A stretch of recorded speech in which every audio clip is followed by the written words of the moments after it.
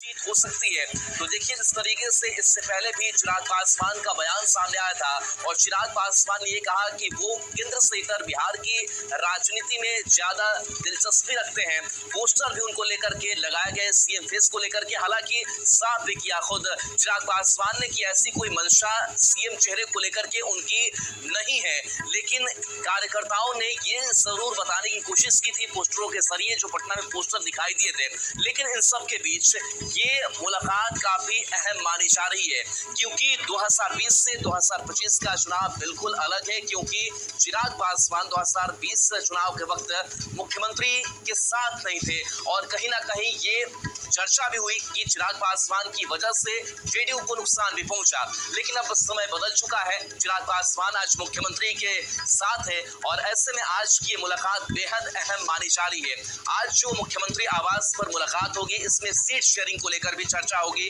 कि seat sharing को लेकर के अपनी बात क्या चिराग पासवान रखते हैं जेडीयू के सामने, मुख्यमंत्री के सामने। विनीता मिश्रा हमारे साथ न्यूज टीवी संवाददाता जुड़ गई है। विनीता, आज बेहद ही अहम मुलाकात चिराग पासवान और मुख्यमंत्री नीतीश कुमार की होनी है। क्या बातचीत, क्या रणनीति इस विधानसभा चुनाव को लेकर बन सकती है? बिल्कुल राहुल, बेहद ही महत्वपूर्ण मुलाकात है क्योंकि साल चुनावी है और खासकर जब मुलाकात हो रही है सीट शेयरिंग से पहले ये मुलाकात महत्वपूर्ण मानी जा रही है, क्योंकि इस बार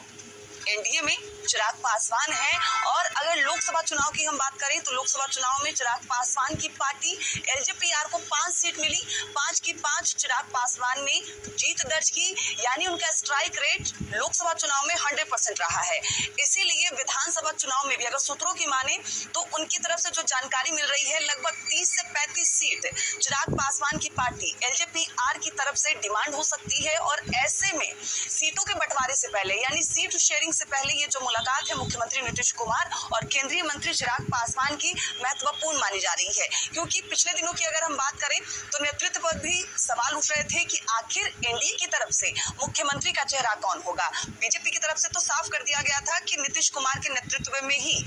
2025 का विधानसभा चुनाव लड़ा जाएगा। चिराग पासवान ने भी साफ कर दिया था कि फिलहाल बिहार में सीएम की वैकेंसी नहीं है, मुख्यमंत्री नीतीश कुमार के नेतृत्व में ही चुनाव लड़ा जाएगा। अगर 2020 की तुलना 2025 से करें तो बिल्कुल जो तस्वीर है वो बदली हुई नजर आ रही है। 2025 में चिराग पासवान नीतीश कुमार से थोड़े खफा जरूर थे, लेकिन 2025 में तस्वीर अलग है। नीतीश कुमार जो बिहार के मुख्यमंत्री हैं और केंद्रीय मंत्री चिराग पासवान के बीच जो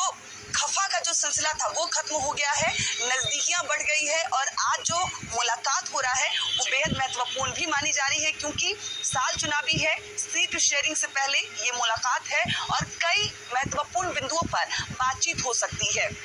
चाहे नेतृत्व की हम बात कर लें कि किसके नेतृत्व में चुनाव लड़ा जाएगा, सीएम चेहरे की हम बात कर लें, साझा रणनीति की हम बात कर लें, क्योंकि विधानसभा का चुनाव है, एनडीए को एकजुट होकर चुनाव लड़ना है। तमाम जो वरिष्ठ नेता हैं उनकी तरफ से यही बातें सामने आ रही है कि हमें अपनी रणनीति, अपनी स्ट्रेटेजी ऐसी बनानी है ताकि हम एक ऐसा लकीर खींचे जिसे कोई और काट ना सके, और उसके मद्देनजर भी ये मुलाकात महत्वपूर्ण मानी जा रही है। हालांकि पिछले दिनों जिस तरीके से चिराग पासवान का एक बयान भी सामने आया था कि वो केंद्र में ज्यादा दिन तक नहीं रहना चाहते, बिहार उन्हें बुला रहा है, बिहार उनकी प्राथमिकता है, और ऐसे में अगर पटना की हम बात करें तो पटना की सड़कों पर कई पोस्टर भी नजर आए जिसमें साफ तौर पर दर्शाने की कोशिश की गई थी कि बिहार का मुख्यमंत्री चिराग पासवान को ही होना चाहिए। हालांकि चिराग पासवान ने साफ तो कर दिया था कि नीतीश कुमार के नेतृत्व में ही चुनाव लड़ा जाएगा, लेकिन उनकी पार्टी की तरफ से बार बार ये बातें उठ रही है कि उनके नेता यानी केंद्रीय मंत्री चिराग पासवान बिहार का भविष्य हो सकते हैं। ऐसे में ये मुलाकात आज जो होने वाली है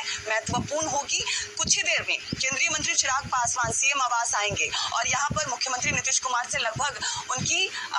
30 मिनट से ज्यादा की मुलाकात होगी। कई महत्वपूर्ण मुद्दों पर बातचीत होने वाली है, खास